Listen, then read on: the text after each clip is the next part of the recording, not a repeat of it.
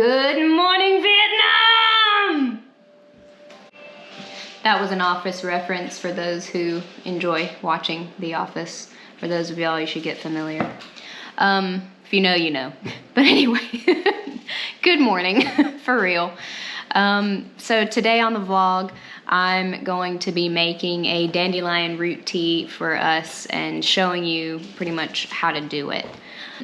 For those of you that are not really going to want to sit through and watch the whole vlog, I'm just going to kind of explain it, and then I'll walk through how to do it essentially.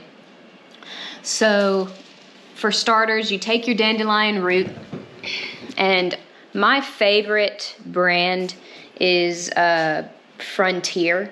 You can order them from them online. I've used several different brands of dandelion root, and I just haven't been too pleased with how it comes out. It's very different in flavor. I don't really know why, but this is what it looks like dried.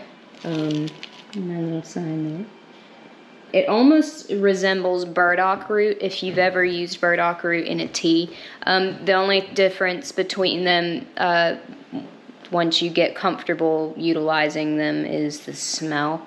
You can smell the difference, at least I can. So what we're gonna do with this root has already been obviously harvested for me and dried and chopped down. What I'm gonna do with this is get a cast iron skillet nice and hot. And from there, I'm going to just sprinkle it into the skillet, get it nice and toasty until you have that nice aromatic fragrance of the dandelion root toasting. And then I'm going to pop it into my little pot over here with boiling water. And from there, we're just going to let that simmer for about 20 to 30 minutes. And then from there, you can use a blender or a Vitamix. We have a Vitamix, so that's what I use. And then I'm gonna pop, once I've turned that off, let it cool just a touch, I'm gonna pop it into the Vitamix with about, for one serving, you wanna do about 2 tablespoons of butter. I also like to add heavy cream. Heavy cream it just adds a nice creamy, just a depth of creaminess and flavor. I really like coconut sugar. You could use whatever sugar that you prefer. If you don't want to do sugar and want to go the alternative sugar route, go for it, like stevia. But yeah, so we'll get to it.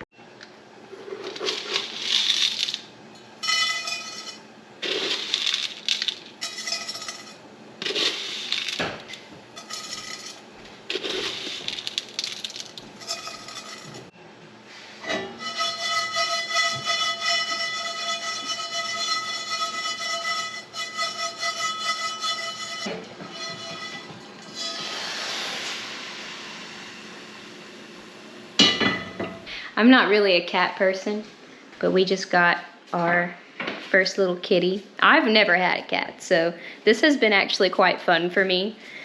But look at her. She's so sweet. Come here. Tell her name. Say I love love. My name's Cleopatra, Cleo for short. Menace all the other times. But I love her. She's magical. So far, she's been magical. Hey y'all, good evening. So a couple days ago, I had started the dandelion root tea video and got a little pressed for time and distracted. So I couldn't really finish the video. So you'll notice that it goes from daytime to nighttime. So I'm just finishing off the vlog with it here at the end of the night. And yeah, so enjoy.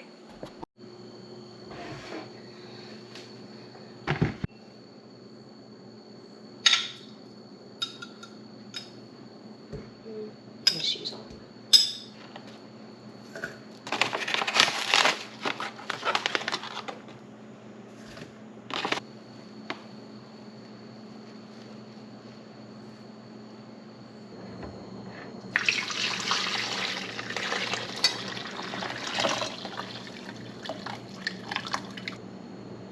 just going to compost this.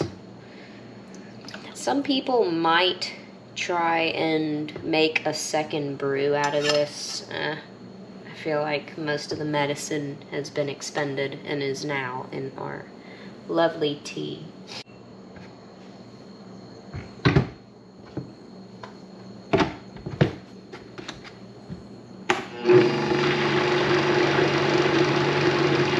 I'm gonna turn it up so it will get nice and frothy. Here's a little tune while we wait for some time to pass by.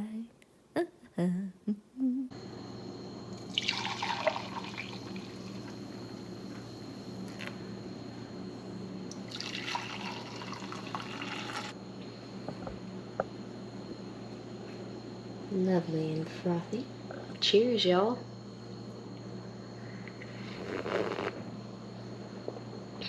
That's some good stuff. It's got a very, I guess, earthy. I hate using that term because you can use it to so many different types of flavors.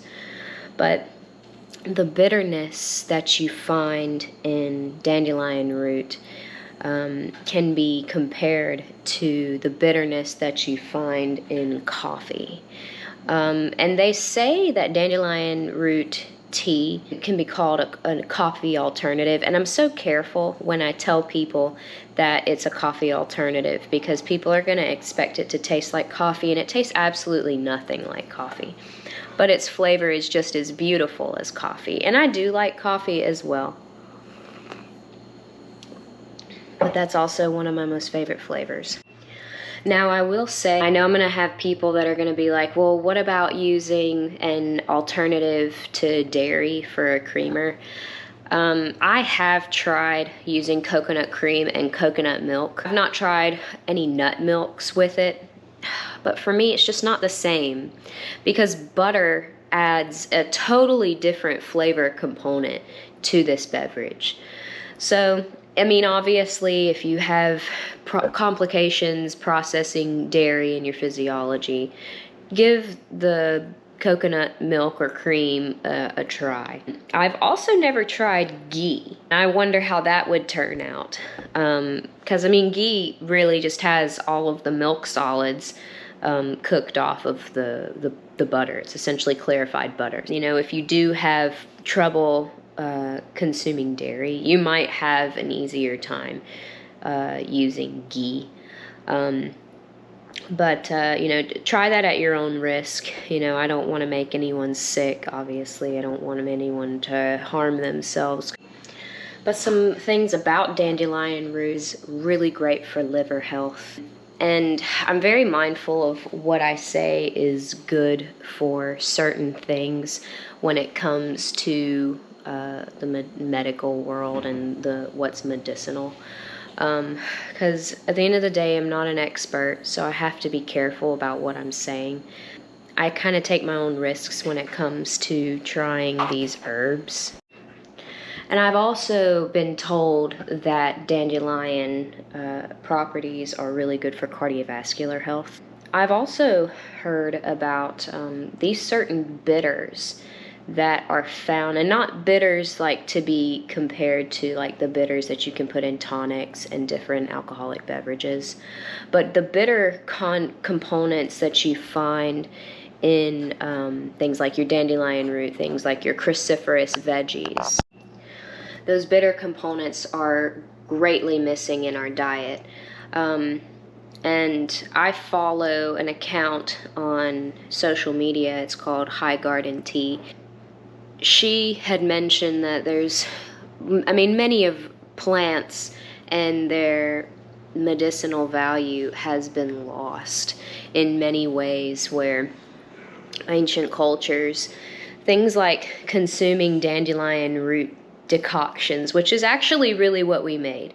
So it's easy to call it a tea at the end of the day. The way that this process of this beverage is made is actually called a decoction, where we are simmering the barks, and like this is a root, obviously dandelion root, but barks and seeds and roots need that long duration simmering time to actually extract all that medicinal value to put into your drink.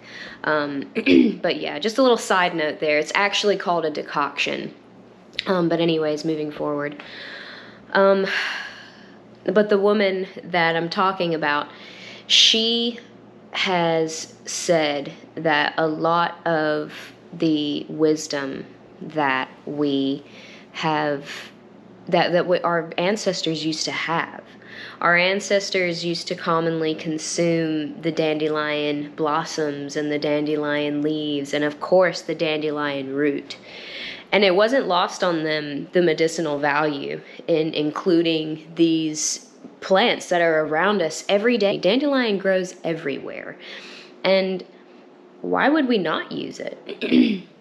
And I would like to think that our ancestors, if they were to see how little we consume of the native plants that we have around us, they'd probably be a little shocked. But when we think about how, these plants and their different parts of the plants have benefits to like specific bodily systems, overall it's going to improve your overall sense of well-being. It's not about targeting one system. The body is one, and what one system does for another, it's going to affect another body system. So don't worry so much about finding something that's good for this part of the body or this system because you're experiencing poor health in this part of your physiology. Think about consuming these herbs to improve your body as one. Whatever we consume is going to affect all body systems. A little side note, Will says that this is probably, next to coffee, one of his favorite hot beverages. And it doesn't really say a lot because Will and I are not very picky people when it comes to food. We'll pretty much try anything. Will try anything more than me for the most part. But he really loves this beverage, and so do I. But anyways, y'all, I'm signing off. It's been a good day, a great evening, and I hope y'all try this decoction, this dandelion decoction, and you love it. If you have had it before, please drop down in the comments and say what you thought about it. And if you do end up making it and loving it, tell us about it. Or change it and enhance, Well, anyways, good night, y'all. It's been real. Ta-ta.